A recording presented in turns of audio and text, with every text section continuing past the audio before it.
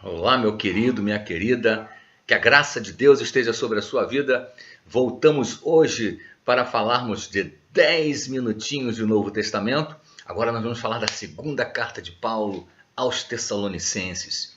Uma igreja, como eu falei para vocês anteriormente, onde ele passou 3 semanas ali nas sinagogas pregando a palavra. E como eu disse em outra postagem minha, o evangelho, ele é de persuasão. A palavra de Deus, ela precisa ser pregada, nós temos que insistir. Ela não é apenas uma pregação de hábitos ou de testemunho próprio, de bondade, etc. Essas coisas são muito bonitas, mas o evangelho, ele é para ser pregado. A gente leva a palavra e nós tentamos persuadir, porque sabemos que há uma resistência, a resistência da própria carne, a resistência do mundo e a resistência espiritual da parte de Satanás. Então, Paulo pregava a palavra com força, com vigor, e surgiu uma igreja. E é possível que Paulo tenha passado uns 6 meses ali naquele local, ou uns 3 meses, não importa. Mas ele ficou o tempo suficiente para tratar com irmãos que começaram a sofrer uma perseguição por parte dos seus próprios patrícios, como diz lá na primeira epístola aos Tessalonicenses. Eles passaram a sofrer de uma forma que, por exemplo, nós não percebemos na epístola de Paulo aos Coríntios. Nós não percebemos isso na epístola de Paulo aos Romanos. Nós não percebemos esse tipo de perseguição na epístola aos Gálatas. Não percebemos a mesma coisa em Colossenses, nem em Filipenses e nem em Efésios, apesar de o tipo de perseguição que essas epístolas sofreram de uma outra natureza, mas e também foram escritas muitos anos depois, na época do primeiro encarceramento. Mas a gente vê que esta natureza de perseguição, ela não é vista em nenhuma outra igreja, senão em Tessalônica. E Tessalônica era uma cidade especial para o apóstolo Paulo, porque aqueles irmãos, eles tinham absorvido a palavra de Paulo de tal forma que eles consideravam a palavra dele como a palavra de Deus. Isso foi produzindo resultados maravilhosos, eles foram se tornando exemplos maravilhosos para muitas pessoas. E Paulo tratou muito com esses irmãos com respeito à vinda do Senhor Jesus. Querido, a vinda do Senhor Jesus, que muitas vezes não é pregada nas igrejas, mas era muito bem ensinada aos Tessalonicenses. A verdade é que, dentre as coisas que Paulo pregou sobre a segunda vinda, ele prega sobre a ressurreição dos mortos e prega sobre a vinda do Senhor Jesus, e também fala sobre uma reunião que nós teremos com ele, com o Senhor Jesus, que nós chamamos de arrebatamento. Bem, 3 pontos então importantes na doutrina paulina em relação aos últimos dias. Voltando a repetir, a ressurreição dos mortos, o arrebatamento e a segunda vinda. Algumas pessoas consideram a segunda vinda e o arrebatamento como acontecimentos que se dão em momentos muito próximos. Esses são os chamados pós-tribulacionistas, que acreditam que a igreja vai passando por toda a tribulação e aí então, no momento da vinda do Senhor, os crentes ressuscitam, os mortos, os vivos são transformados e vão ao encontro do Senhor nos ares e retornam com o Senhor para que ele então dê fim ao reino e ao império do anticristo. Outros acreditam que este arrebatamento ocorra antes da grande tribulação, alegando que a igreja, por ser uma novidade prevista apenas no Novo Testamento, não pode herdar a ira de Deus prevista nos profetas do Antigo Testamento. Pontos que a gente pode conversar numa outra oportunidade. Mas o fato é que os tessalonicenses, por sua vez, tinham uma dúvida no seu coração com respeito aos que morreram e que na época do Senhor Jesus, como seriam essas pessoas? Eles estavam esperando que a vinda do Senhor faria com que os vivos fossem arrebatados. Mas e os que morreram? Então, na primeira carta, Paulo explicou que não será assim, ninguém vai ser abandonado.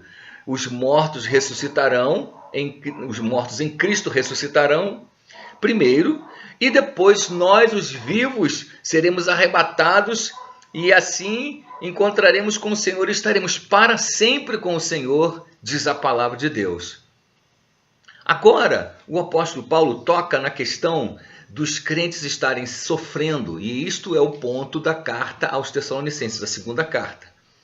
Ele diz assim, olha, se é justo para com Deus dar em paga, dar o retorno a estes que vos estão atribulando, isso é com Deus, mas com certeza ele retribuirá com ira quando voltar. A volta do Senhor Jesus, ela não é um momento de evangelização, de manifestação da sua graça, de perdão. O Senhor volta para gerir e reinar as nações. Alguns acham que neste momento é o juízo final. Outros que são chamados pré-milenistas acreditam que o Senhor vem e vai estabelecer um reino terreno de 1000 anos, e somente após os 1000 anos, estes que não ressuscitaram nesta primeira ressurreição vão ressuscitar na segunda ressurreição. Então será uma ressurreição de condenação, porque também aqueles que ficarem no milênio, o milênio não será um reino em que não haja pessoas que não sejam convertidas. O milênio será o governo de Cristo sobre as nações, mas nem todas as nações serão totalmente convertidas. Mas elas vão experimentar o reino, a justiça, a graça, e será um momento, evidentemente, de salvação em abundância. A verdade é esta. Mas no final do milênio ainda haverá uma rebelião, diz a palavra de Deus, demonstrando a malignidade do coração humano. Dentre os sinais que o apóstolo Paulo trata com respeito à segunda vinda, ele fala que esta nossa reunião com ele não acontecerá sem que primeiro venham alguns sinais, sem que primeiro aconteça uma grande apostasia. Apostasia, o que é apostasia? Apostasia não é você que estava na igreja e se magoou, se chateou e saiu da igreja, mas continuou acreditando em Cristo. Isso não é certo, mas vamos olhar assim. Apóstata significa aquela pessoa que não só abandonou os caminhos do Senhor, mas se torna um inimigo, um adversário daquela doutrina. Não apenas em palavras, mas muitas vezes em atos e em proclamações. Então ele se torna inimigo não apenas da doutrina, mas do Senhor da doutrina.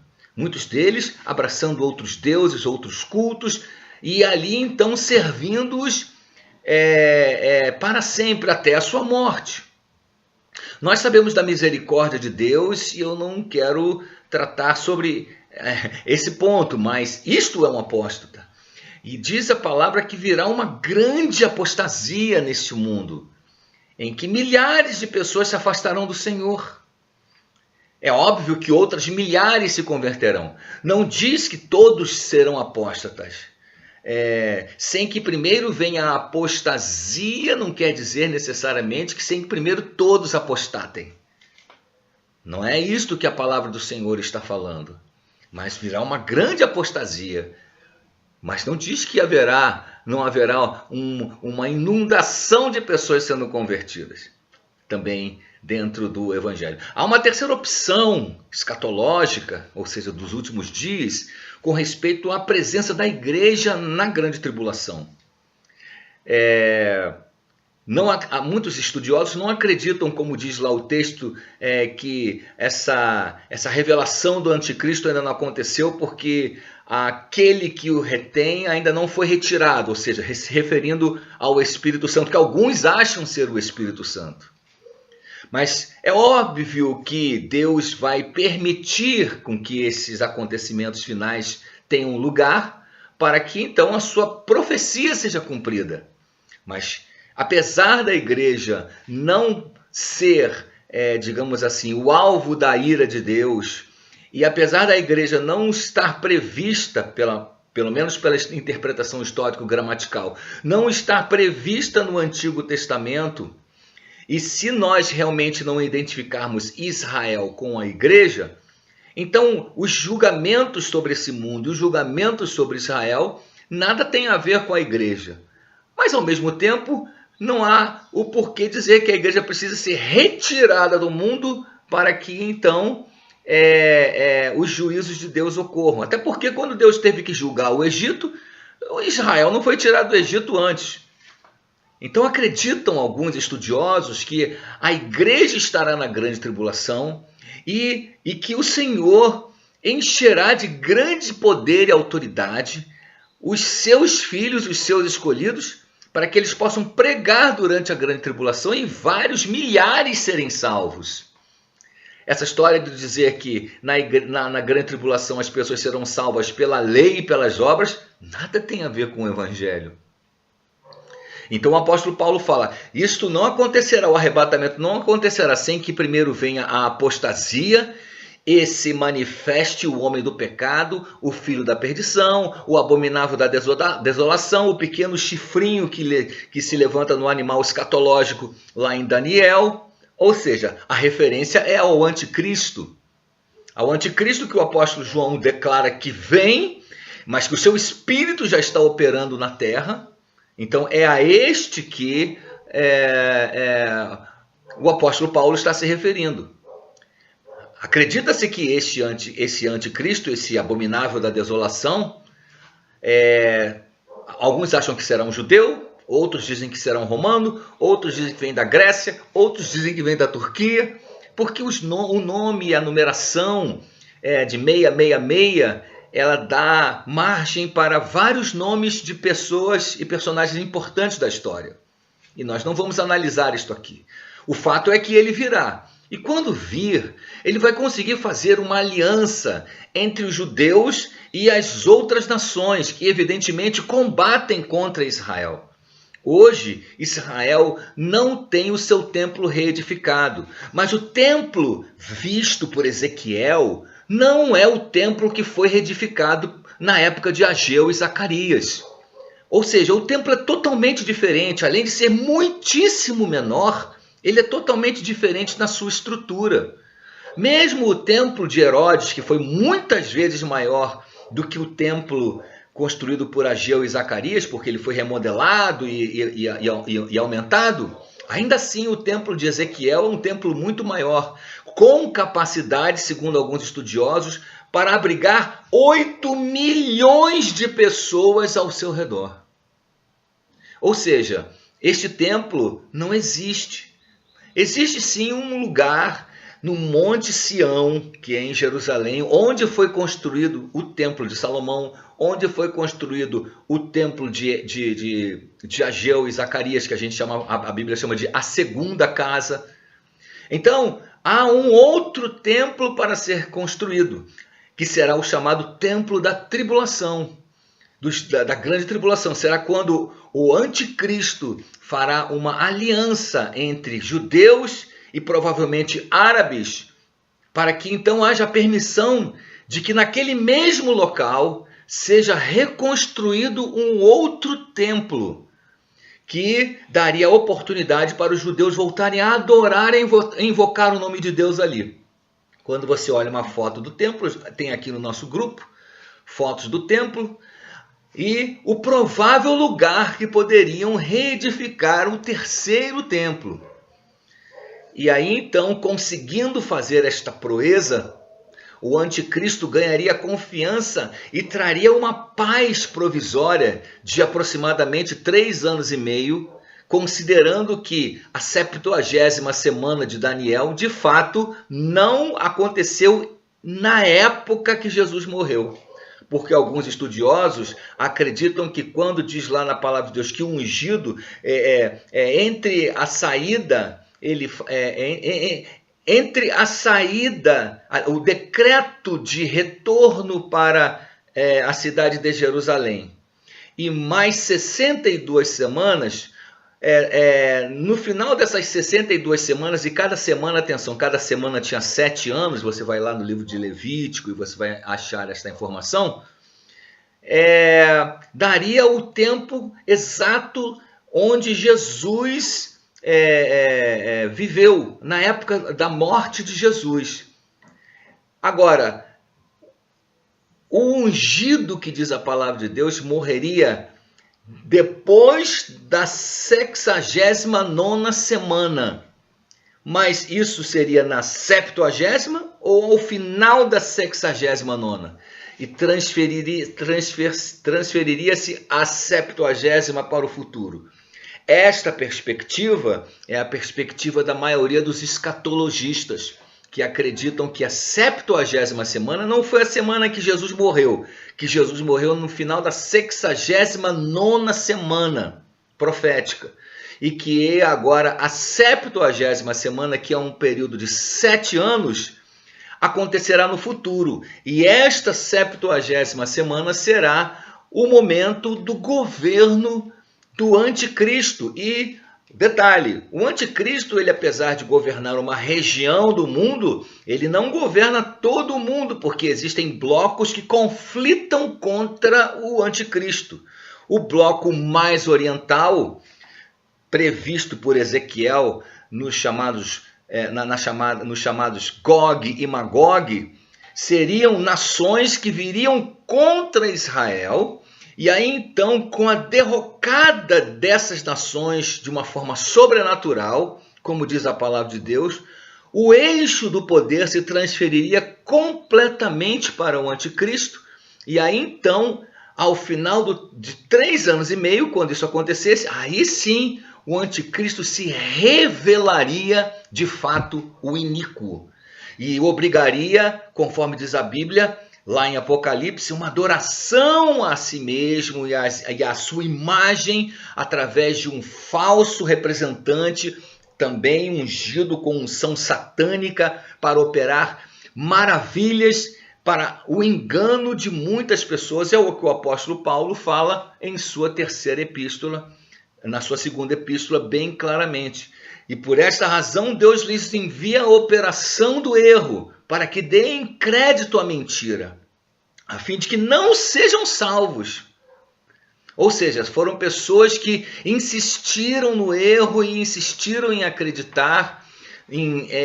Sempre o homem procura buscar uma outra opção que não seja a da Bíblia. Pode perceber como as pessoas, como a sociedade e os intelectuais procuram sempre colocar a Bíblia como um livro antiquado, quadrado.